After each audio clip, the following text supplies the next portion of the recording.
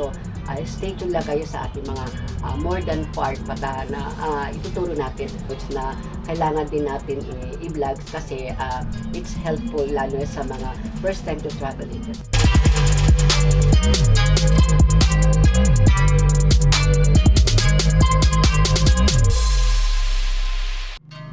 Hello everyone, welcome back again to Sweet Abby channel.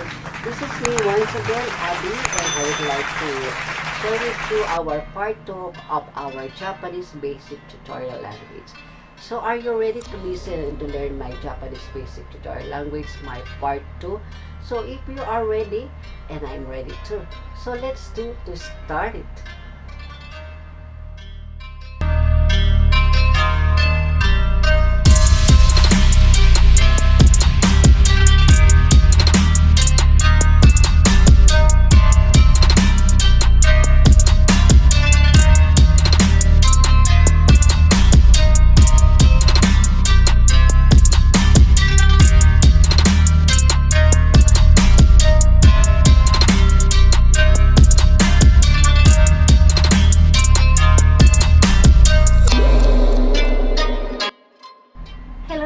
Welcome back again to Sweet Abby channel. Once again, this is me, Abby, and we will continue our basic Japanese tutorial language, our part 2. So are you ready? If you are ready, and I'm ready too. So let's do to start it, Japanese tutorial language. So are you ready? So our topic for today is all about self-introduction. In Japanese, Jikoshoukai. Okay, Jikoshoukai in Japanese, self-introduction. Okay, our first basic Japanese language is, my name is Abby. In Japanese, watashi wa Abby-san desu. My name is Abby. Watashi no namae wa Abby-san desu. I am Abby. Watashi no namae wa Abby. Watashi wa Abby-san desu. You can also say, watashi wa Abby to omoi shimasu. Watashi wa Abby-san to omoi shimasu. Okay? Watashi wa Abby-san desu. Watashi no namae wa Abby-san desu. Watashi wa Abby-san to omoi shimasu. Okay? Okay, our next Japanese basic language is, I am Filipina. I am Filipino. Watashi wa Filipinjin desu. Watashi wa Filipinjin desu. I am Filipino. I am Filipina. Okay? Okay, our next Japanese language is, I am from Philippines. I am from Philippines. Watashi wa Philippine kara kimashita. Watashi wa Philippine kara kimashita. I am from Philippines. Okay? Okay, our next Japanese basic tutorial language is, I am 29 years old. Watashi wa 29desu. I am 29 years old. Watashi wa 29desu. Okay? Okay, our next Japanese language is all about my family living in the Philippines.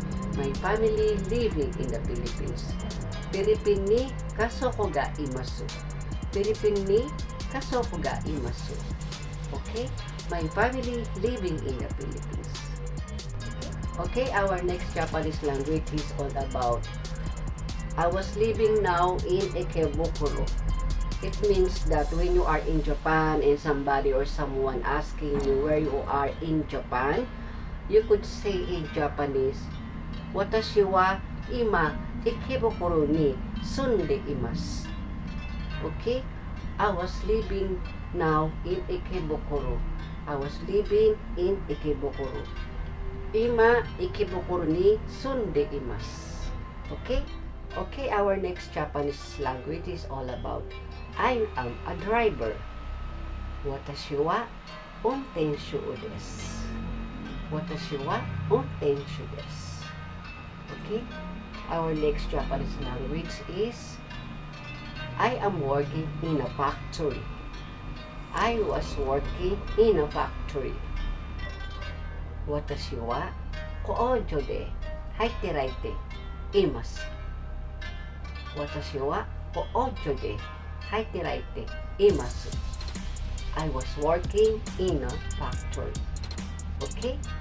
Next Japanese language is all about I can speak a little bit of Japanese language, or I can speak a little bit of Japanese language.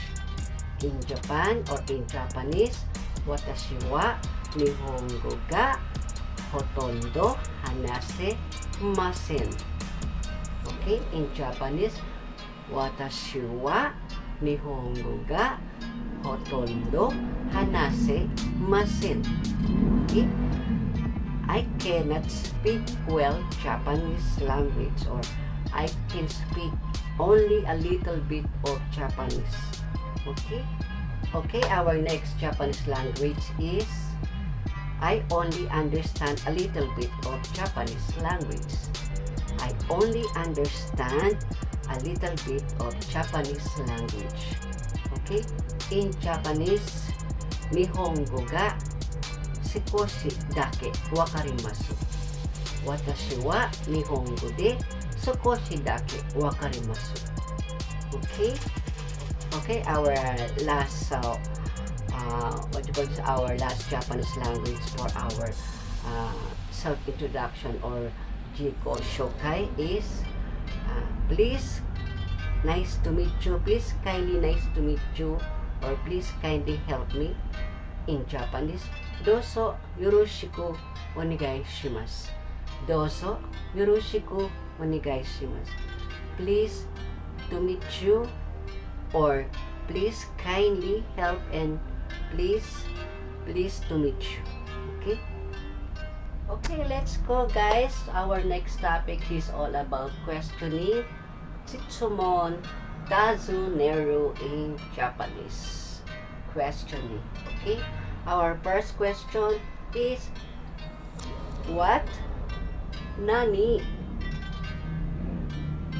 When? Itsu?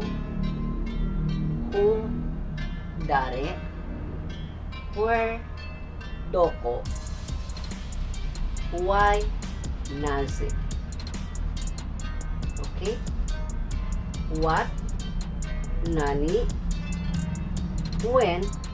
Itsu? Who? Dare?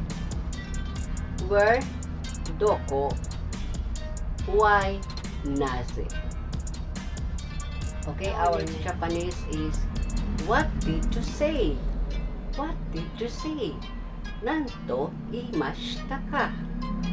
Nanto imashita ka? Okay? Okay, our next Japanese is what do you think? What do you think? Dono omoi masu ka? Dono omoi masu ka? Okay? Okay, our next Japanese language is do you remember it? Do you remember it? Oboite masu ka?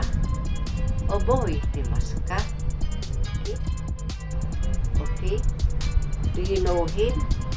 Do you know that? In Japanese, shitemasu ka? Shitemasu ka? Do you know him? Do you know that? Shitemasu ka? Okay. Do you know? Do you understand? Wakarimasu ka? Wakarimasu ka? Do you know? Do you understand? Wakarimasu ka? Okay, our next Japanese is all about do you like? Dislike it? Do you like it? Suki desu ka? You don't like it? Kirai desu ka? Or dislike? Kirai desu ka? Do you like it? Suki desu ka? Okay. Okay, our next words for Japanese language is what happened? What happened to you? What happened? What happened to you? Dono shita no desu ka? Dono shita no desu ka? Doshite no? Doshite? Dono shita no desu ka? Okay?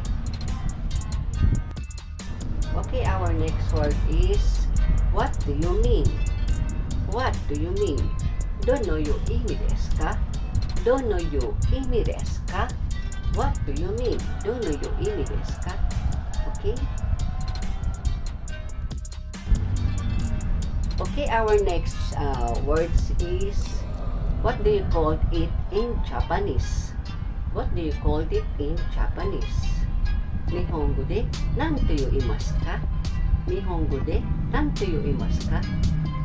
Okay, guys, thank you so much, and that's all for today, our basic Japanese tutorial language, and we will see you again next time on our other tutorial language that I would like to share to you, that I want to share with you.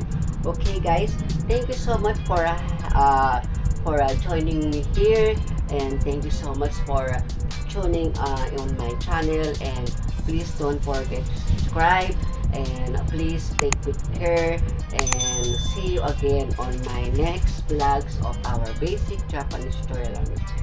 Minasan domo arigatou gozaimashita, and yasukete kudasai. Bye bye.